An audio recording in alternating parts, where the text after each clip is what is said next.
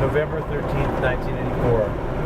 As I rode the bus home from school, I met up with Marie Koga and we rode the subway together. A tall gentleman with a black felt hat walked into the shelter and smiled at Marie and I.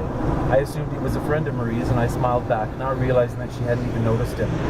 He walked up to me and asked a most peculiar, funny question. "Have you been splashed by any puddles lately?"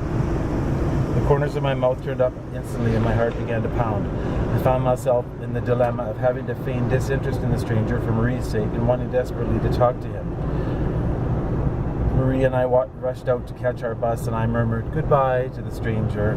If I'd been alone, I might have missed many buses for the chance to talk to this charming stranger. Perhaps I'll meet that gentleman again in some cold bus shelter someday. I won't roam the bus shelters and subways looking for him, however, because that would be an invitation for disappointment. Once, many years ago, I rode the transit with this beautiful older gentleman, and because the train broke down, we had the pleasure of conversing for over an hour.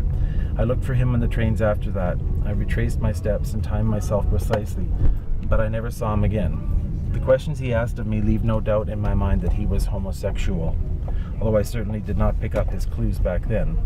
There are many years between that stranger from my past and today's dashing gent.